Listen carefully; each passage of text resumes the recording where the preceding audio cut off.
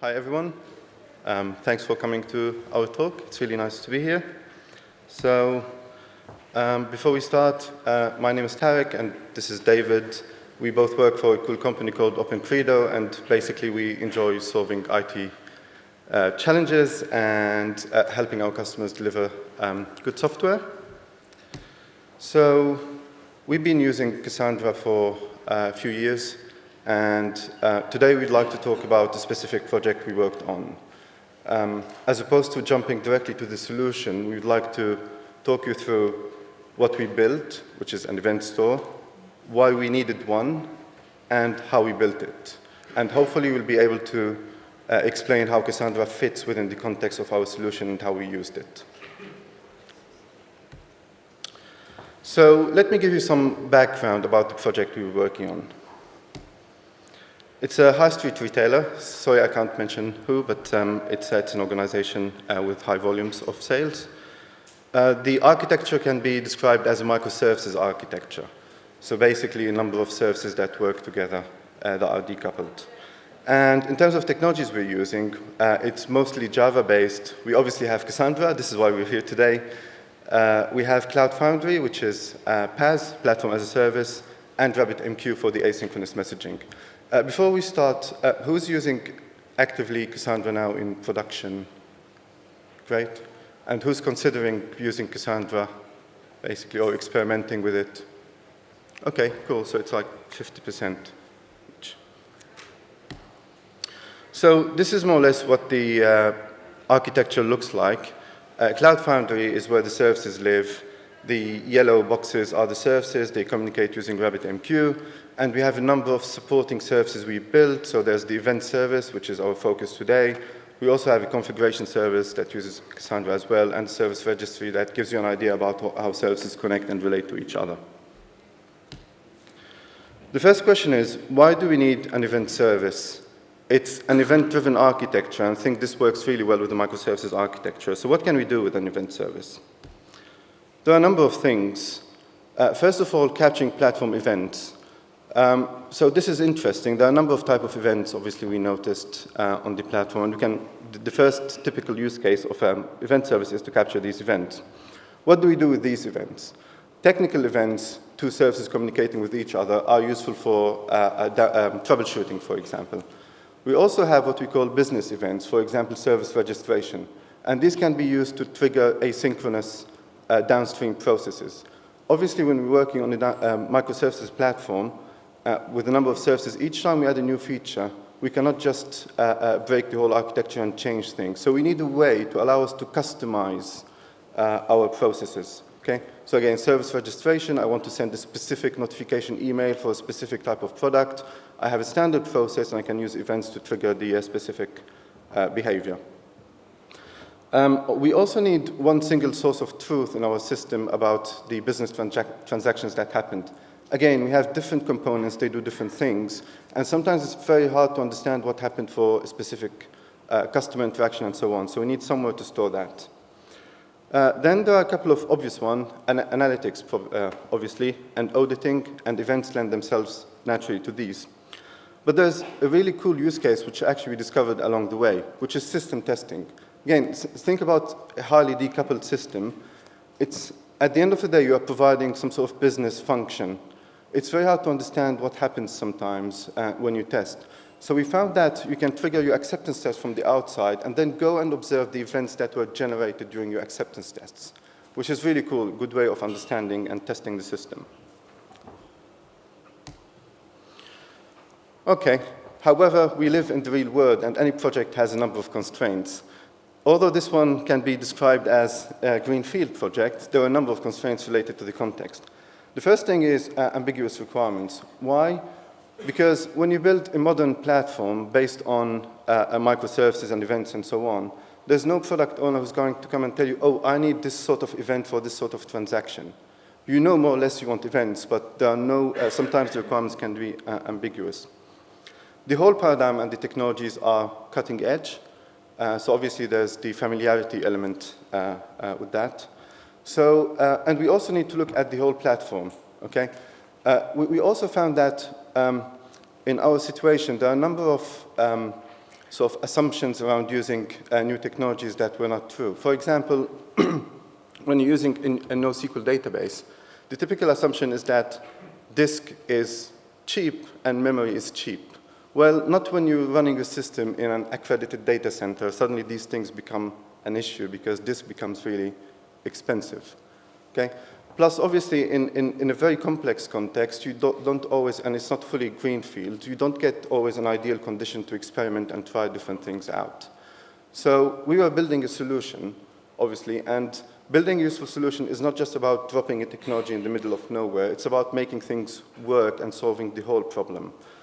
So we needed to do all these things. The other thing is that we couldn't try to approach the problem purely from a performance perspective because we might be optimizing for the wrong things since we are not aware of the full requirements. So we needed to avoid accumulating technical debt by building things that no one wanted and then having to change these. This is basically drove our number of choices that we'll discuss later in the presentation. So in this uncertain, ambiguous context, we wanted to adopt some design principles. I know everyone says that, but we'll hopefully give you examples of how we adopted these. Simplicity, yes, for real. Now, everyone, if I ask who likes simplicity, everyone will probably raise their hands, but then I can ask who made some sort of trade-off between functionality and simplicity, then people are a little bit more hesitant. So simplicity is a fundamental software value in software development. But as a value, it does compete against a number of other values, like complexity and how rich the features you provide and so on.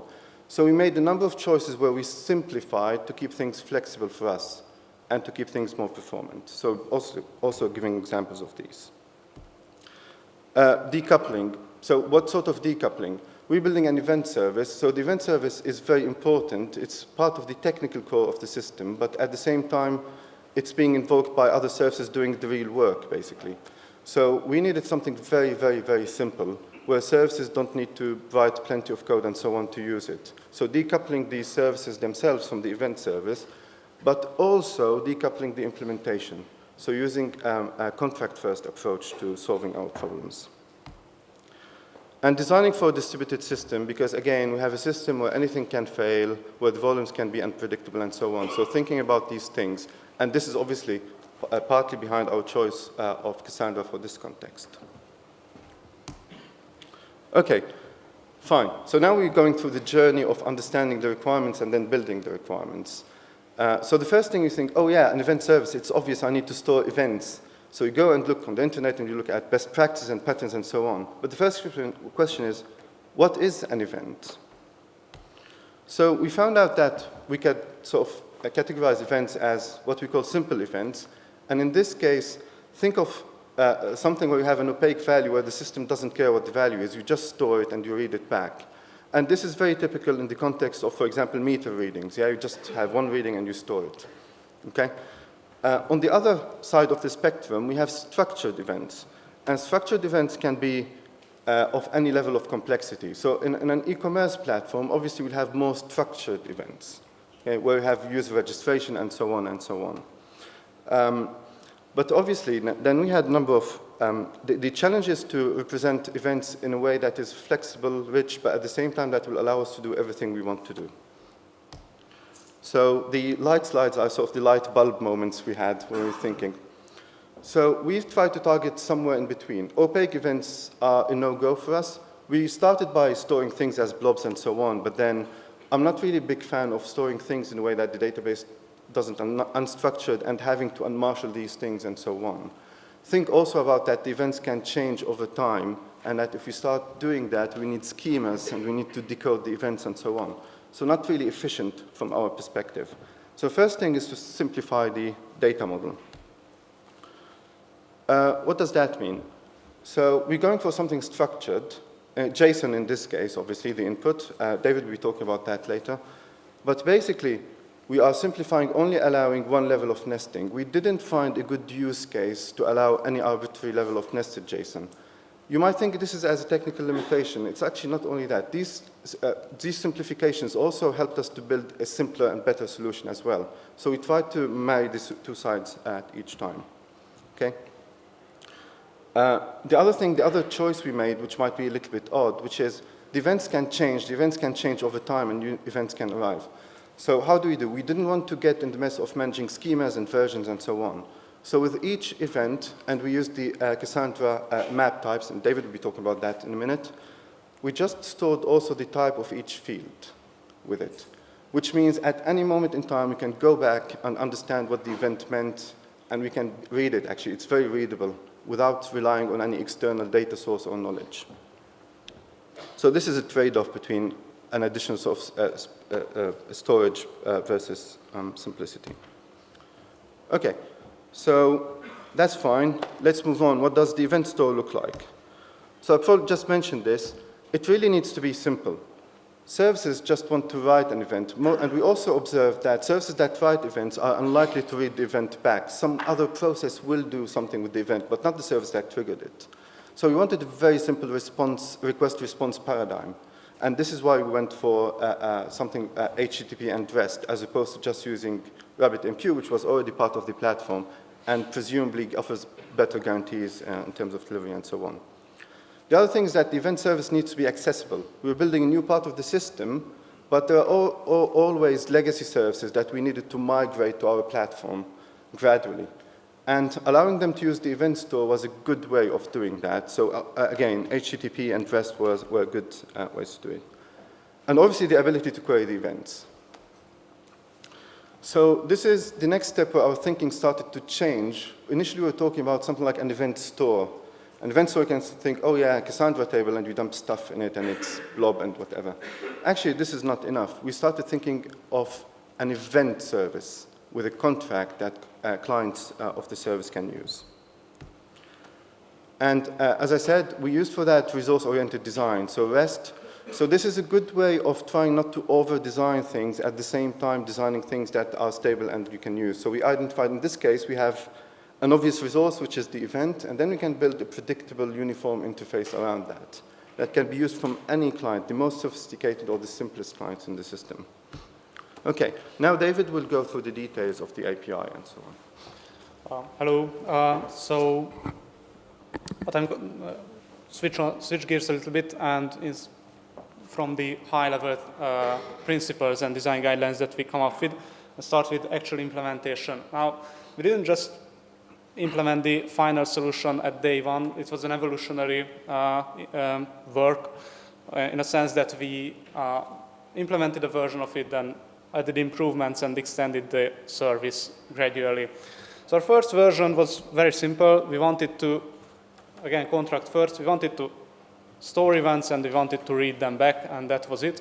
And the very simple REST API can support that. You post to a URL and that will persist your event, and you get the same event by its ID to read it back. That's about it. Yep, that is the event that you can post. Obviously, an event has a type in our case, and some data and metadata associated with it, represented in a JSON format. This is the contract that we come up with as the interface of our event service. This is what you can post to it, and this is what you can get and read back. Again, you see the simple nested, the one level deep JSON maps. That's all we allow, and we represent this natively in Cassandra in maps. The architecture to support these requirements initially was very simple. We just needed a thin REST API that understood these JSON structures, decoded them into a Cassandra CQR representation, and stored it in a single events table, which is keyed by a time UUID and stores the data. Initially, we started off with actually storing blobs, and then we moved to the map model gradually. And you read it back from the same way, simple. Our event table is not very complicated either. Again, just a simple primary key of the ID, and we store some metadata, the type, the timestamp, and the payload as a blob. This was the first step. Then we realized that, yeah, we need querying on these events, and we wanted to drive notifications, publish, subscribe mechanisms of the event service. That was a natural evolution of the idea. And obviously, when you are doing REST, the natural way of querying events becomes the query string of your REST endpoint. So you execute an HTTP GET against a URL, and you supply a set of parameters which can contain a number of fields at the moment. And this can evolve in the future. There is, we can add whatever we want later. There are some but very little limitations on how you can use these. Generally, they're very natural. The only thing that we actually require that you specify a time range when you do a query. Otherwise, you are free to combine any parameters and use them or don't use them. It will just work, and the service will take care of it, which is good. We are decoupling the clients from understanding what the service is doing. You follow a very simple contract, and you use natural HTTP GET parameters when you are doing the queries. So for example, this is a query there which will ask for the events of some type in the past 1 hour, and it will return you a list of events. Yeah, the way to model this in Cassandra, generally what you would do is, if you open up your Cassandra book, that will say, okay, you want to query, you create a table which has a copy of the data in the format with primary keys that fit your query exactly, and you just read up from that. In case of time series, you probably want to do time buckets, so you have some query key which consists of a parameter, a query parameter, and a time bucket, and you have the time series volumes, time series data and IDs in the clustering columns, and the data in the just as simple columns in Cassandra. There are a couple of problems with this. You need to denormalize again and again, make a copy of the data again and again and again. Not very extensible. It consumes a lot of disk space if the events are reasonably big, which is in our case true. They are not just simple integers, they are bigger data structures. And as Tarek already mentioned, the disk space in our case is not that cheap. But generally, it's not something that you can just ignore in the real world. There are costs associated to doing that. Additionally, write latency might be affected, which may or may not be a problem, but something to think about. And these time-bucketed indexes can, in theory, create hotspots in your cluster, because that given time bucket, you only write to a certain set of nodes in the Cassandra cluster. That is, again, something that may or may not be a concern for the particular use case, but something to think about. So we decided we need to address these concerns in the architecture level, and we need to create an architecture that can support our concerns or can mitigate our concerns and be flexible and adaptable and can evolve later on without changing the interfaces and the contracts. And we needed to adapt our Cassandra data model to fit our real-life constraints. Okay, so this is the new architecture, which is obviously much more complex than the first one. However, the first observation is that if you remember the first one, which could have been implemented with SQLite or other web-scale databases, the service contract, the REST API, is exactly the same. This hasn't changed. Okay? So this is a benefit of the decoupling. You can notice a couple of things in the background. First of all, we don't have the simple write to the database directly. What we have now is a writing pipeline that can be synchronous or asynchronous. And this provides us a nice mixture of guarantee versus functionality that can be done in the background. David will explain that in a second. And now suddenly we stopped writing just to a simple table. We have a number of supporting structures to enable all the queries that we talked about. Obviously, if you want to do all of that in one go in a synchronous way, what will happen is that it might work in the beginning, but as we add more supporting structures and tables to support our queries, the performance will be affected, and we might probably only notice it when it's a little bit too late. The other thing is that we also introduced to the event service now RabbitMQ to notify interested listeners into business events. So this is why we felt we needed a response to our problems at the architecture level, as opposed just to going on tuning and just fine-tuning specific tables and so on. So David, please explain. Yep, so carrying on, you notice that we are putting in a number of indexes there. These are actual Cassandra tables that we are not using Cassandra indexes. Reason for that, there is some use cases which Cassandra indexes would be good for us, others not so much. So we decided just to go for the uniform approach and use index tables. These are not denormalized Cassandra tables, but yeah, we'll see it in a minute. So as Tarek mentioned, it's same service contract. Post will guarantee you that your event has been persisted sufficiently, and what sufficiently means, that depends on the actual use case. And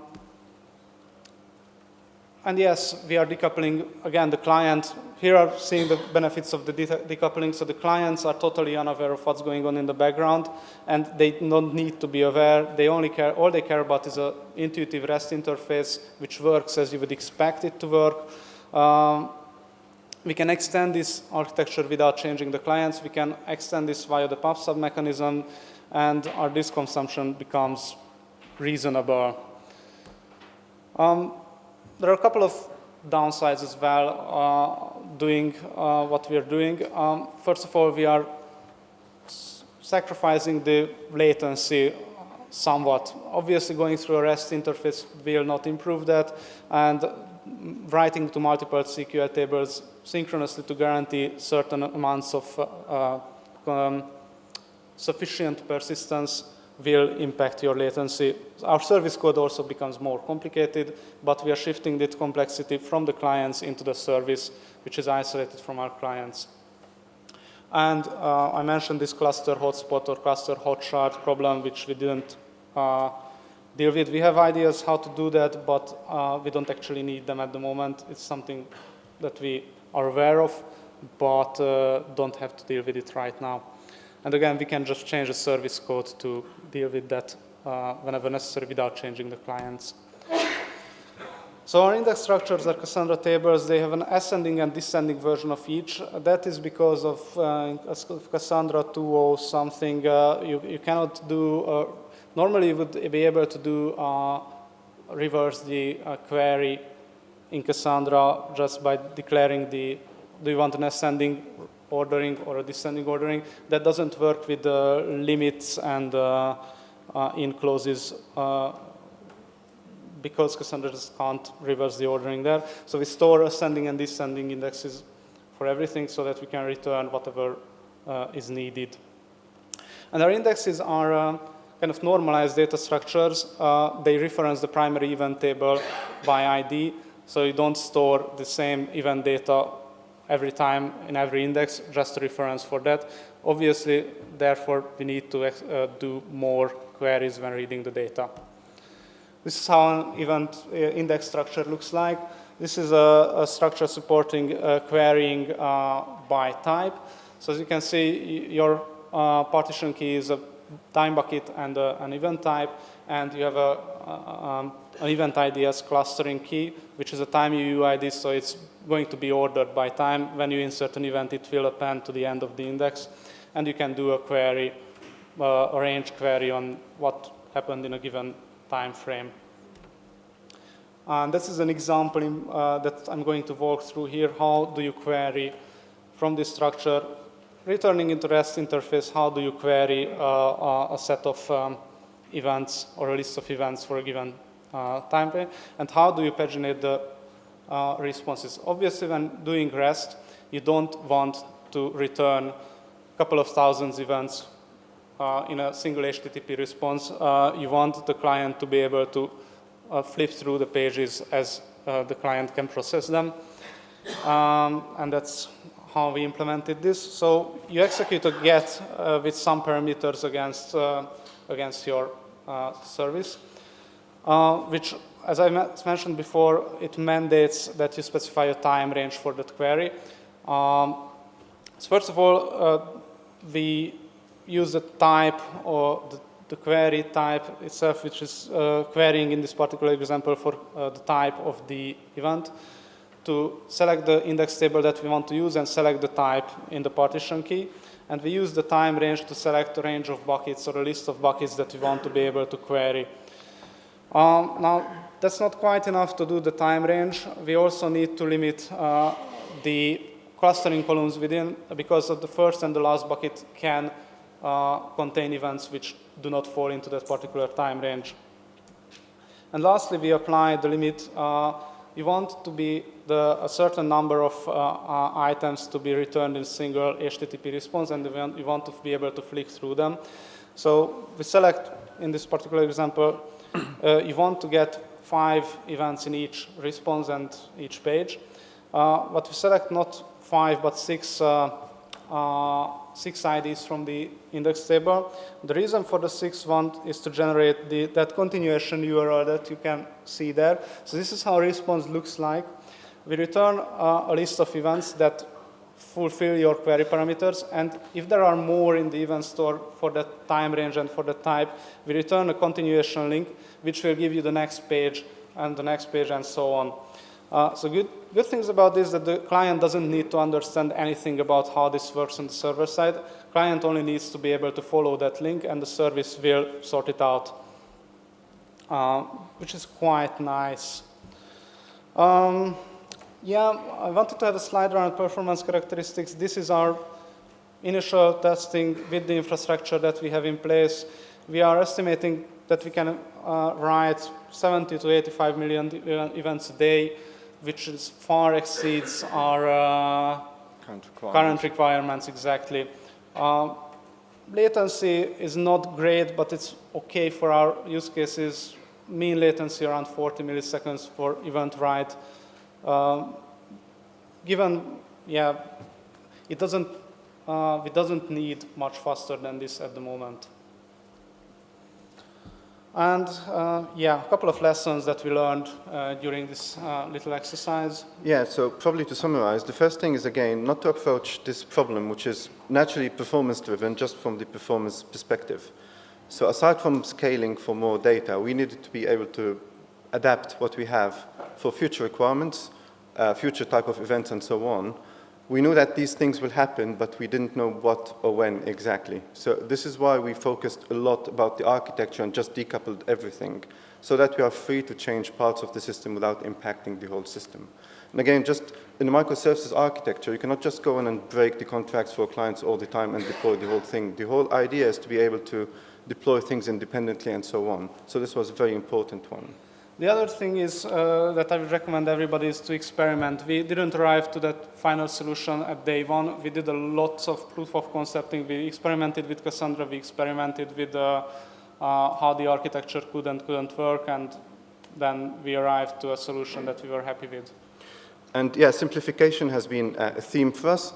So we simplified the structure of an event, so allowed enough structure to be able to achieve our use case, but at the same time, not any structure. And we found that actually it worked well even at the Cassandra layer, which allowed us to use maps and types and so on.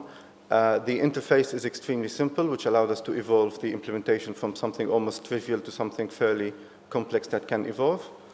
And the last but not least, regarding Cassandra, you should be using the SQL interfaces because they are a lot better, but you need to understand what is the data model underlying it and what Cassandra is doing, how is it storing your data, and what's happening behind the scenes, which is much closer to the legacy thrift model of reading and writing data. Okay, thank you very much, and we're happy to take any questions if you have any. Yes, please. You talked about mostly about the storage and querying of events. Can you tell us anything about event stream processing, or actually processing the events afterwards, after they've been stored, or as they're stored? Okay, so this is probably the future improvement slide. It's good I kept it to the end. Okay. Yes, again, our requirements evolved from initially a very simple, let's store an event because we have no idea what we'll do with the event later, but at least we need to be able to read the event back. And this was the first, what we called an MVP. To then, let's query the event in different ways. The next step for us is to do analytics. So what we do now in terms of processing is just the pub sub. So, and this was a late requirement that we could include. But what we are exploring, obviously, is next analytics using Spark. But this side hasn't been developed yet. This has only sort of graduated lately, and this will be the next requirement. Additionally, there was a use case actually to user does things in our website and we capture the user actions as events, and we want to be able to read back those events to give the user next best action. I think that was the idea. So based on the recent activity of the user, give an offer to the user immediately, either from the same service or from a different service. So you needed a central store to capture those informations. So yeah, obviously the service as we have it now is optimized for these sort of online, almost real-time use cases where the assumption is that you are going to need to create events in certain ways and read the subtype of the events. What helps us to design what we need is that it will be driven by either the activity of the user or something like that. So we know where the starting point is. But the offline big data analytics things that you can do with Spark, this bit hasn't been developed yet. Thank you. Sorry, any more questions? There is one in the background. Yes, please.